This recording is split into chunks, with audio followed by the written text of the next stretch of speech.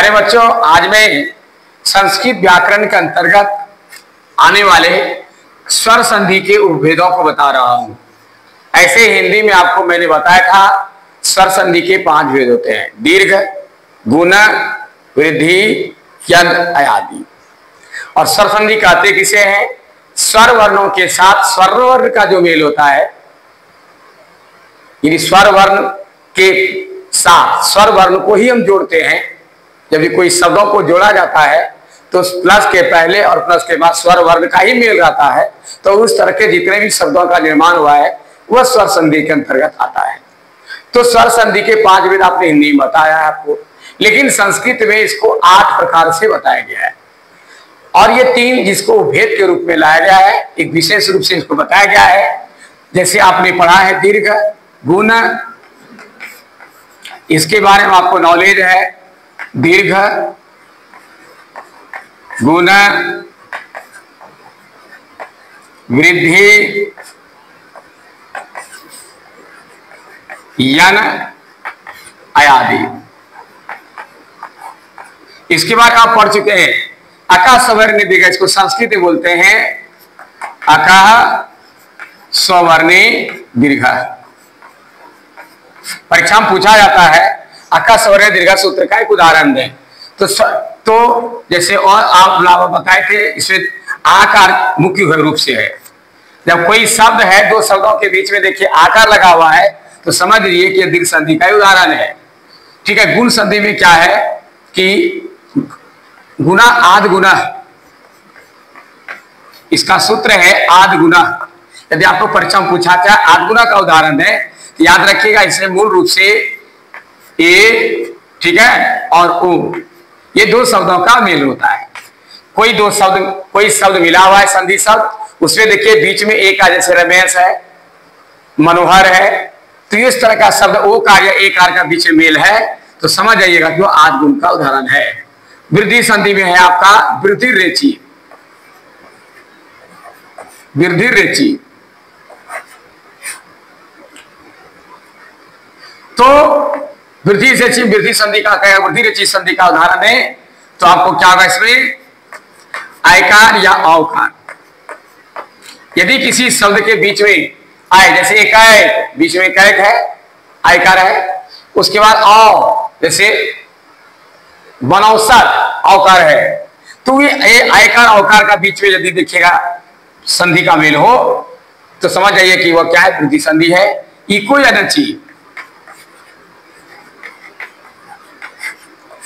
यदि कहेगा इको या नची का उदाहरण दे, तो इसमें आपको क्या देखना है? जैसे प्रत्येक, ठीक है, य के पहले आधाक्षर या व के पहले आधाक्षर, य के पहले आधाक्षर, ठीक है, य के पहले आधाक्षर या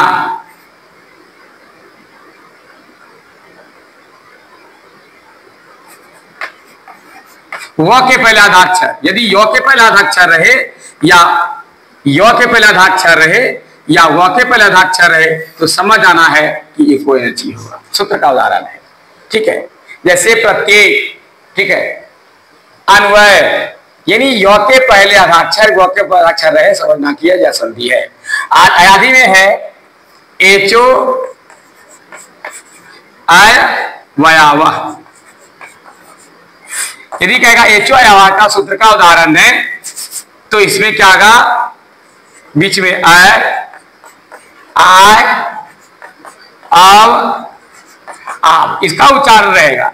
जैसे नयन, गायक, ठीक है, पवन, धावक, आय, आय, आव। जब इस किसी शब्द के बीच में इसका उच्चारण हो, तो समझ जाना है कि एचो आव यानी आदि संधि का उदाहरण है।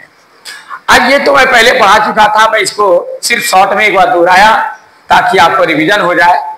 अब मैं इसके बाद 6ठे और 7वें 8वें 3 भेद जो और है संस्कृत में, उसके बारे में जानकारी दे रहा हूं। उसके बाद है 6ठा है पूर्व रूप संधि।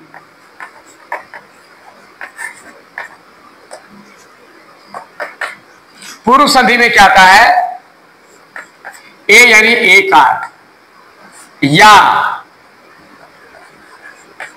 ओ यानी ओकार के बाद ओ आवे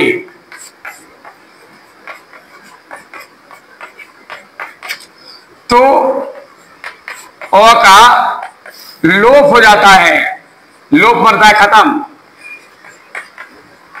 लोप हो जाता है, और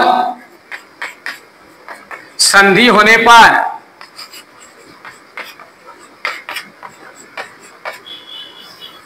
ओ के जगह पर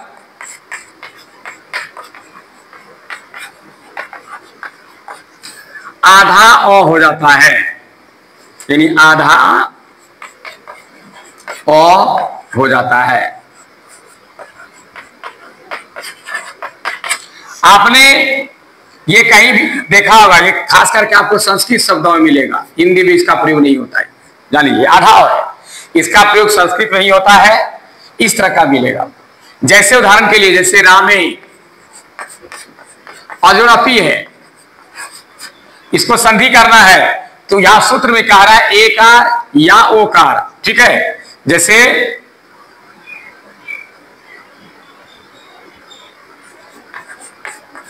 सोजोर अत्र, एकार या ओकार के बाद यदि ओ आवे तो देखिए क्या होता है, ये कोई परिवर्तन नहीं, इसमें कोई परिवर्तन नहीं है, ओ गायब हो जाता है, लोप होता है, इसका ओ का लोप हो जाता है, और संधि होने पर ओ के जगह पर आधा हो जाता है, तो रामे इस तरह का शब्द आपको मिलेगा। सो जो अत्र सोत्र, देखिए कभी कभी आपको आ के बाद, जाने आ के बाद यदि ओ आवे, इसमें ये भी होता है आ के बाद ओ आवे, तो यह आ जो है वो कार्य बदल जाता है, और जब वो कार्य बदला तो फिर यही ओ जो है लोप हो जाता है और इसके जगह पर आधा हो जाता है। जैसे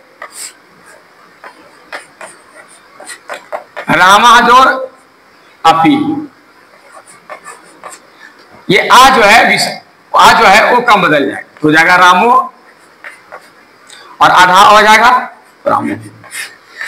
इसको जब तोड़ेंगे तो ओ का विसर्ग बदलेगा, हो जाएगा रामाजोर अपी। ये आपका संस्कृत के अंतर्गत पूर्व रूप संधि का उदाहरण है। तो इस तरह का जहां भी देखेंगे, इसका दो ही नियम है, एकार या ओकार के बाद यदि ओ आवे या ओ आधा ओ बदल जाता है, या आ के बाद एक ऑप्शन और है, आ के बाद यदि ओ आवे तो आकार जो है ओ कम बदल जाता है और ओ लोप होकर आधा ओ हो जाता है। अब आइए इसके बाद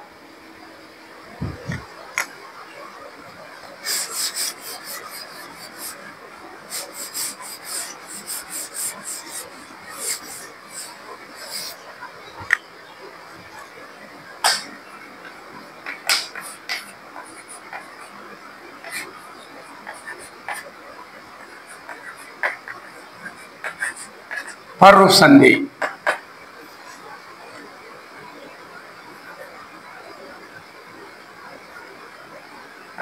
प्र उपसर्ग के साथ, ठीक है, यदि एकार या ओकार शब्द रहे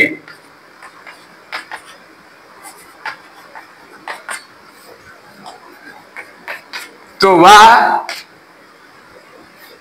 ए और ओ जो है वह मात्रा में बदल जाता है।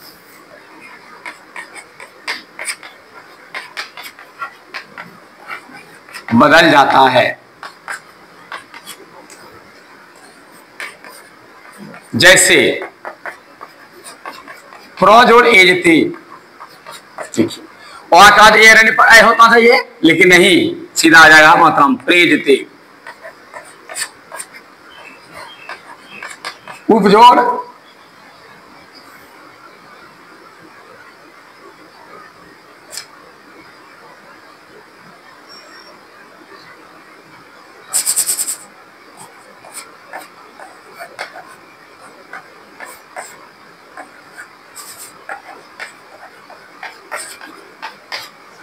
प्र और उप उपसर्ग के साथ, प्र और उप उपसर्ग के साथ, फिर से देखिए दोहरा रहा हूं मैं, क्षमा कीजिएगा यदि भूल चूक हो जाए। कभी कभी दिमाग इधर उधर मिस कर जाता है, जिसके कारण विस्मृति हो जाती है और उलट पुलट हो जाता है। तो फिर मैं सुधार कर बोल रहा हूं, यदि प्र या उप उपसर्ग के साथ, यदि प्र या उप उपसर्ग के साथ, ठीक है, क्या रहे, एकार या ओकार शब्द रहे, तो ए और ओ वो मात्रा में बदल जाता है। जैसे प्र जोड़ एस्ती, प्रेस्ते, उपजोड़ ओस्ती, उपोसती, इसमें कोई संधि नहीं होती है। आप देख रहे हैं ओ का बदल गया और ए का बदल गया, तो ये आपका वह परूप संधि। फिर से बात देखिए, यदि प्र या उप उपसर्ग के बाद, ठीक है, यदि एकार या ओकार वाला कोई शब्द रहे, देख रहे हैं यहां पर प्र और उप दोनों है, या एकार है या ओकार, या ओकार भी हो सकता है, ठीक है ना, यहां पर एकार हो सकता है, ठीक है। तो इस तरह का रहे तो यह मात्रा में बदल जाता है, ए से एकार होता है, एकार लग गया, ओ से ओकार लग जाए, इसमें कोई संधि रहती है, इसका कोई विकार उत्पन्न नहीं होता है।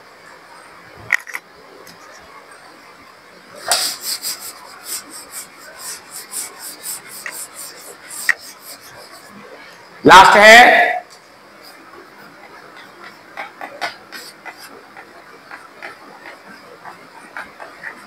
प्रगृह संधि। प्रगृह संधि है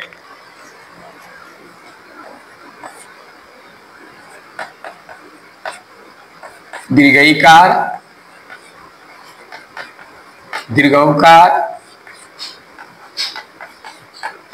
या एकार शब्द द्विवचन में रहे,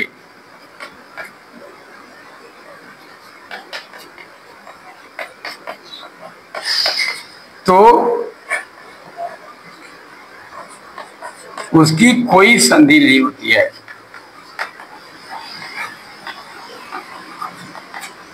कोई संधि नहीं होती है।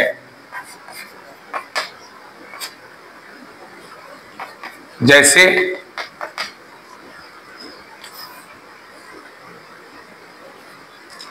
अयम इमाम, जोड़ मुनि, मुनि दोनों द्विवचन में, तो क्या प्रश्न कहा, दीर्घकारांत हो और द्विवचन में हो, दीर्घकारांत हो द्विवचन में हो, या एकारांत हो द्विवचन में हो, ठीक है। एकारांत हो क्या, इमा इमे, ठीक है, इमा इमा इमे, इमे, यम इमे द्विवचन में है, मुनि मुनि, इमे जोड़ मुनि है, तो क्या कहा,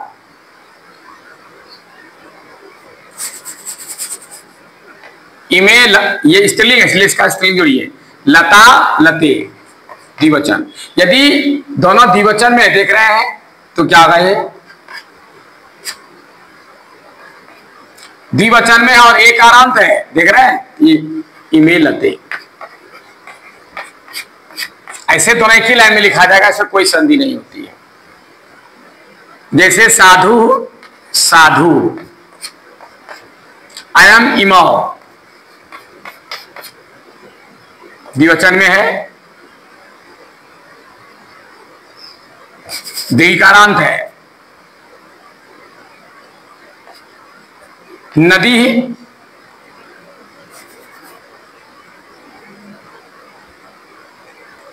पति पति, ठीक है, तो क्या होगा, साधु पति, कोई संधि नहीं होगी। ये द्विवचन में है, दीर्घकारांत है, देख रहे हैं, दीर्घकारांत है और ध्रुवकारांत है, यानी ये द्विवचन में दोनों, साधु साधु द्विवचन है, पति पति द्विवचन में है। द्विवचन में यदि दोनों रहे और दीर्घकारांत एकारांत रहे तो इसकी कोई संधि नहीं होती है। इस तरह का शब्द है तो आपस में कोई संधि नहीं होती है, इसमें यह ध्यान रखना चाहिए, दीर्घकारांत रहे, ध्रुवकारांत रहे या एकारांत रहे। और एकारांत है, दीर्घकारांत ध्रुवकारांत है, लेकिन द्विवचन में हो, दो ऑप्शन है, द्विवचन भी होना चाहिए और चाहे दीर्घकारांत हो या एकारांत हो या ओकारांत, ठीक है। दीर्घकारांत हो, दीर्घकारांत हो, एकारांत हो, इसमें तीनों में से कोई कारांत रहे और वह सब द्विवचन में दोनों रहे, ठीक है, तो इसमें कोई संधि नहीं होती है। तो इस तरह का ये 3 संधि एक्स्ट्रा है जो संस्कृत में 8 भेद होते हैं। इसी का दूसरा नाम, इसी प्रगति संधि का दूसरा नाम होता है प्रकृति भाव। प्रकृति भाव संधि भी इसको कहते हैं। इसकी कोई प्रकृति में स्वभाव, ये स्वाभाविक रूप से है, इसमें कोई संधि का काम नहीं करता है, कोई नियम काम नहीं करता है। इसलिए आपकी सेवा में ये मैं बताया, ये छोटा हुआ चीज था जो कि मुझे मैं खोज करके इसको निकाल करके आपके सामने रखा। ये भी आपके लिए उपयोगी है, ये व्यवहार में आने वाला है, प्रश्न पूछा जाता है। विशेष जानकारी के लिए फिर आगे आपको बताया जाएगा। तब तक के लिए मुझे इजाजत दीजिए, धन्यवाद।